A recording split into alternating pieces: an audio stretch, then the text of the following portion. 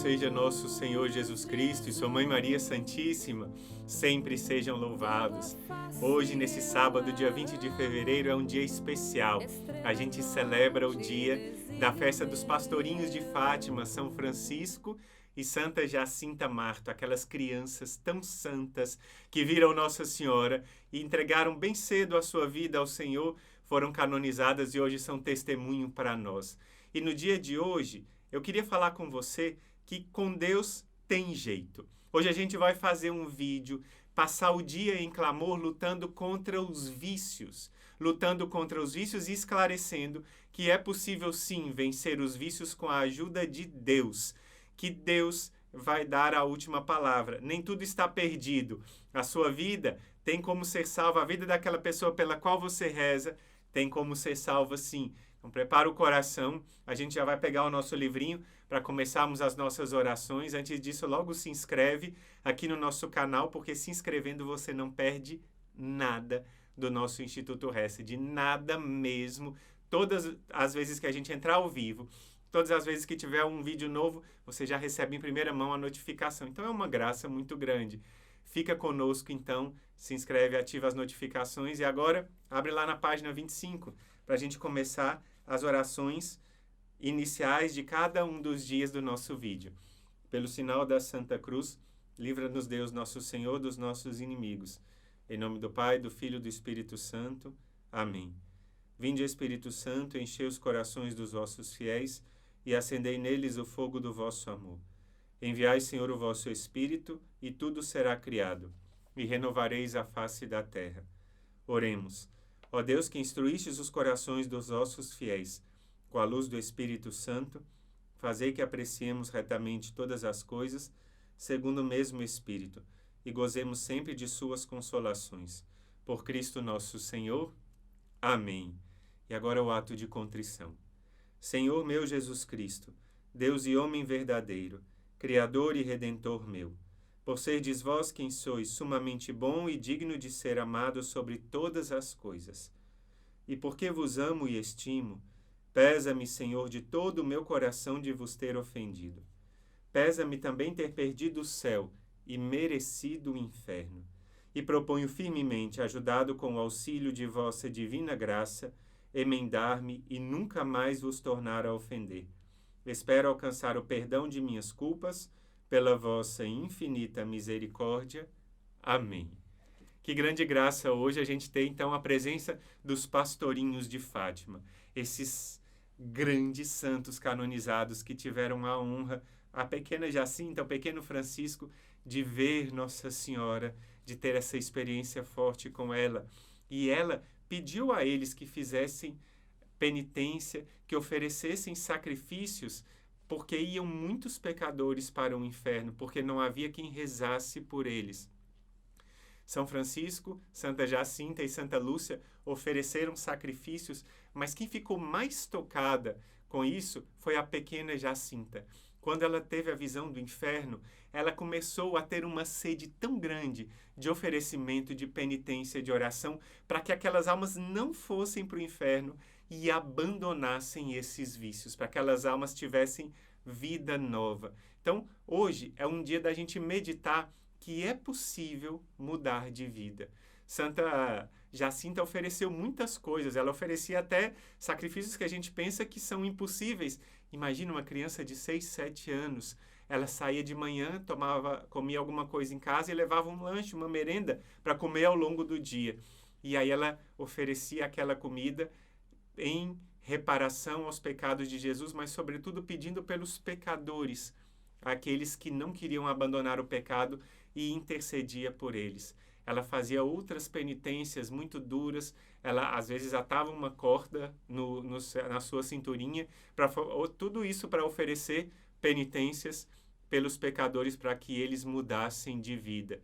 A gente fica um pouco envergonhado com as atitudes dessa criança tão virtuosa, tão forte, para oferecer sacrifícios pelos pecadores. E a gente pensa, então, nos vícios, a gente vai pensar, os vícios, todos os vícios que a gente tem, eu tenho aqui uma lista de vícios que a gente pode lembrar, é só uma lista, mas, claro, tem muitos outros vícios. Por exemplo, um vício de humilhar os outros, o vício de difamar os outros, o vício da língua, bebida, drogas. Tem gente que é viciada em prostituição, pornografia, tem gente que é viciada em roubo, na curiosidade de procurar sempre uma coisa, um vício de jogos, tanta gente, vício de fumo, vício de mentira. Meu Deus, quanta gente com esse vício de mentira, vício de se defender de tudo. Pessoa se defende de tudo, nunca está errada. Pessoa sempre tem que dar a última palavra, né? O vício de desprezar os outros. E aí a gente lembra dos 7 vícios capitais. Todos os vícios têm uma raiz. E essa raiz está no vício capital, que acaba gerando o que a gente chama na tradição da igreja dos 7 pecados capitais. Esses 7 pecados capitais são como a raiz que leva todo o desabrochar dos vícios no futuro. E às vezes a gente fica querendo arrancar os vícios pelas pontas. E o problema é que a gente tem que ir lá na raiz para trabalhar na raiz e lá na raiz transformar. Eu peguei aqui um pouco dessa lista dos 7 vícios capitais e queria que você meditasse junto comigo que a gente precisa ter hábito. Quando a gente tem um vício, é porque um pecado gera outro pecado e gera, e aquele pecado se torna um vício que é um pecado habitual. E a virtude é uma ação contrária a um vício habitual. Quando a gente pratica uma virtude e essa virtude é praticada insistentemente, a gente vai contra o vício que está originando no nosso coração, que está prejudicando a gente. Aquela virtude vem justamente de encontro com o vício e muda aquele vício em virtude. É por isso que, por exemplo, a gente pensa no São Francisco de Sales. Ele que era tão irado, que ele era conhecido pela sua ira quando criança, se tornou o santo mais manso da história da igreja, porque ele praticava a virtude contrária. Ele praticava daquela ira, ele se transformava num homem manso e se esforçava pela mansidão. Se esforçou tanto que se tornou um modelo de mansidão. Ele é conhecido como santo da mansidão, São Francisco de Sales. Então, não é impossível. Por exemplo, se a gente pensa em Santo Agostinho, ele tinha o vício da impureza, mas não era qualquer vício da impureza. Ele tinha 2 amantes, e com essas 2 amantes, não eram amantes, claro, porque ele não era casado, mas eram 2 mulheres com as quais ele se relacionava ao mesmo tempo. Com uma delas ele teve um filho, e ele vivia na fornicação. Tem uma oração conhecida dele que ele pede a castidade, mas não agora, Senhor. Uma oração, assim, de alguém que não queria mudar logo, não é? E aí, depois da conversão dele, ele se tornou celibatário, e como ele lutou contra, até ele ser conhecido como um santo bispo de uma pureza extraordinária. E ele vivia na fornicação muito intensa. Então, a gente pensa, por exemplo, na história desses santos. Na live do dia 18 de janeiro, tem até o cardzinho aqui para você ver. A irmã vai colocar o card aqui. Nessa live eu contei a história de Santa Maria do Egito. Meu Deus, que mulher! Ela era prostituta lá no Egito. E ela foi para a Terra Santa à custa de prostituição para fazer perder os homens que iam como peregrinos. E lá na Basílica do Santo Sepulcro, em Jerusalém, ela teve uma graça extraordinária da Santíssima Virgem Maria, que alcançou dela a graça da conversão. Ela se transformou, morreu em santidade, teve uma vida renovada pela graça de Deus. São muitos os exemplos. A gente lembra, por exemplo, de Santa Ângela de Foligno.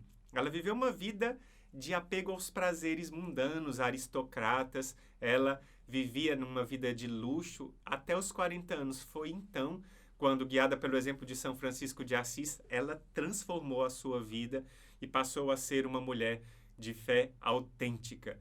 Uma mulher transformada, se tornou até terceira franciscana, uma leiga consagrada, vivendo o espírito de São Francisco, da ordem terceira, e transformou a sua vida. Então, aquele apego ao luxo, aquele vício da avareza, acabou dando lugar a um espírito de pobreza evangélica belíssimo, e ela, claro, uma santa que brilha entre nós.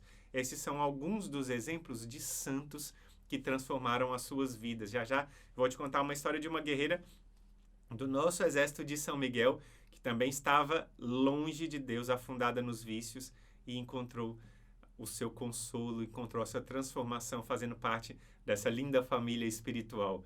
Então, deixa eu te contar o que a gente fala dos 7 vícios capitais. Eu vou citar aqui os 7. Para você que talvez nunca tenha visto essa lista, não saiba que a raiz de todos os pecados estão nesses 7 pecados capitais. Capitais porque são a cabeça dos outros pecados todos. Todos os pecados têm a sua raiz nesses 7 pecados capitais. O primeiro é a soberba. O que é a soberba? A ausência de humildade manifestada, então, no orgulho e na arrogância. Aquela pessoa que é arrogante, que despreza os outros, que se acha muito melhor do que os outros.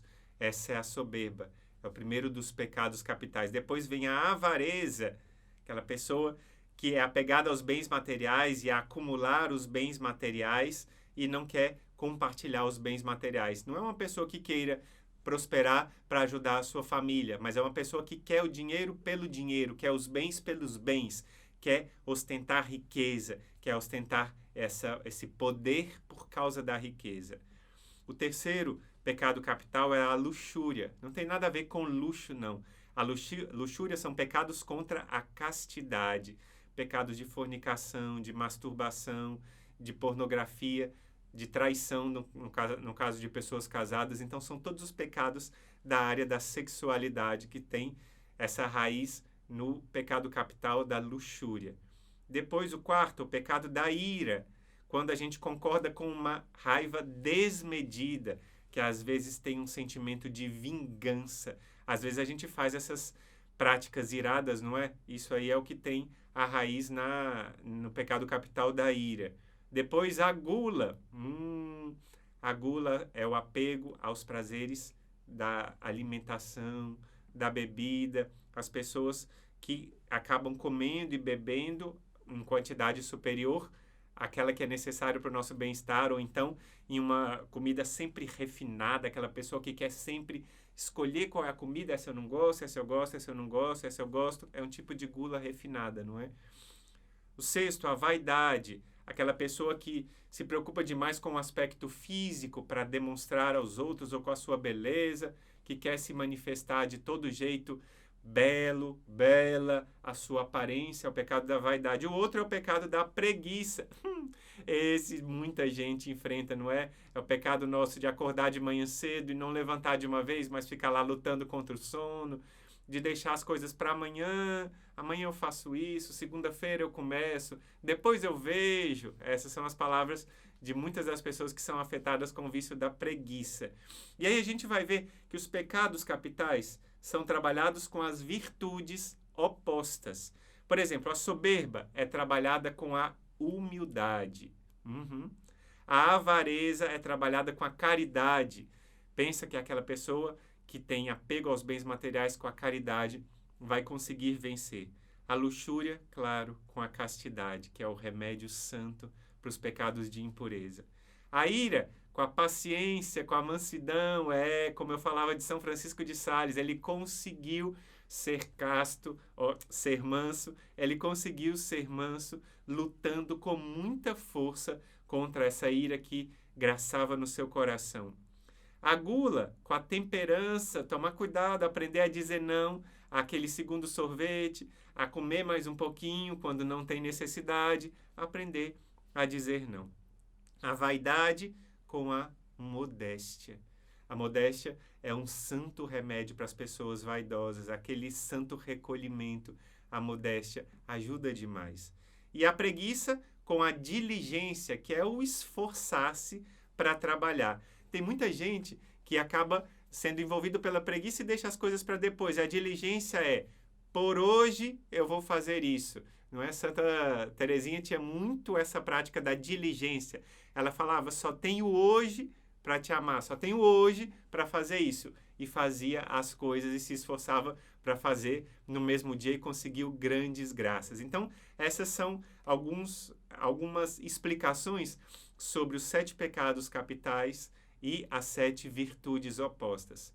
Hoje, na nossa meditação, se você abre lá na página 39, a gente tem o evangelho de hoje que fala do Levi, que é São Mateus, não é? Lá no evangelho de Lucas está falando chamando ele de Levi, a gente sabe que ele é São Mateus, e ele era cobrador de impostos. Naquela época, o cobrador de impostos não era como hoje, alguém que trabalha na Receita Federal, que tem o seu emprego justo, não. O cobrador de impostos era alguém que sempre ganhava um pouquinho para si. Sempre dava um jeitinho, e era alguém que era mal visto demais pelos judeus, porque era alguém que tinha muito apego ao dinheiro. Então a gente pode perceber, quando a gente vê o Evangelho, que São Mateus tinha um apego extraordinário ao dinheiro. Ele tinha o pecado da avareza. E por causa desse pecado da avareza, ele, claro, devia ter muitos outros pecados. Mas quando Jesus entra na vida dele, as coisas mudam. Quando Jesus o chama, segue-me, ele começa a seguir, dá aquele banquete para Jesus e depois começa a seguir Jesus. Ele abandona aquela mesa de cobrador de impostos e se torna um apóstolo do Senhor, alguém que seguiu o Senhor e alguém que derramou o seu sangue, testemunhando o Evangelho de Jesus Cristo. Então, foi uma coisa extraordinária que aconteceu com Mateus, mas que aconteceu com muitos outros santos, como eu disse para você, com Santa Maria do Egito, com Santo Agostinho, com todos esses santos, com a Santa Ângela de Foligno. A gente pega a história dos grandes convertidos na história da igreja, a gente vê como Deus continua trabalhando ainda hoje, não é? Transformando corações. Olha só, a gente tem então a história de uma nossa guerreira, que eu peguei aqui o testemunho dela, deixa eu pegar aqui, o nome dela é Kelly. A Kelly escreveu aqui, contando o testemunho dela de uma transformação grande que aconteceu por causa do nosso exército de São Miguel. Boa tarde, irmãos de Maria, ela nos chama. Meu nome é Kelly, sou de Minas Gerais e hoje eu venho contar a minha vida que ainda está em transformação. Eu nasci numa família desestruturada. Cresci vendo muitas brigas entre meu pai e minha mãe, foi uma infância difícil. E eu cresci sem orientação nenhuma na vida, pois meu pai era severo demais e eu e meus irmãos crescemos com o objetivo de ter alguém do nosso lado para sair de casa. E assim foram muitos relacionamentos conturbados. Tinha alguém, mas ao mesmo tempo não tinha ninguém. E assim até hoje, dentro de mim tem sempre um vazio. Nessa minha caminhada, aos 38 anos eu entrei na bebida. Foi a pior fase da minha vida, desci no fundo do poço. E um dia eu pedi para Deus me livrar dessa vida que eu não estava aguentando mais. Pedi que Ele colocasse uma pessoa na minha vida e Ele colocou 2 pessoas. Um que caminhava comigo na igreja, grupo de oração, e o outro apareceu do nada, aparentemente rico. Ah, irmão, aí que foi que a minha vida virou. E eu com meu olho grande pensei, agora eu estou bem, não vou precisar mais trabalhar, estou bem na fita. Fui morar com ele. No final de 2018. 2019 foi uma maravilha. Eu achando essa maravilha, porque eu me divertia, viajava, era ostentação pura. E esse ano de 2020 comecei a ficar doente. Olha, ela primeiro começou com aquele pecado do apego à bebida, começou com o pecado da gula e depois agora com o pecado da vaidade, da ostentação, também com o pecado na área contra a avareza. O pecado da avareza não é de querer apego às coisas materiais, então foi um pecado capital arrastando outro pecado capital. Ela não vivia em estado de graça, foi se juntar a ele, então também um pecado contra a castidade, um pecado de luxúria. Então ela foi pegando um pecado atrás de outro pecado, a nossa guerreira Kelly. Mas olha o que aconteceu. Então, esse ano de 2020 comecei a ficar doente. Eu pesava 75 quilos e quando eu me dei conta eu estava com 50 quilos. Nesse relacionamento passei a me submeter a tudo na minha vida.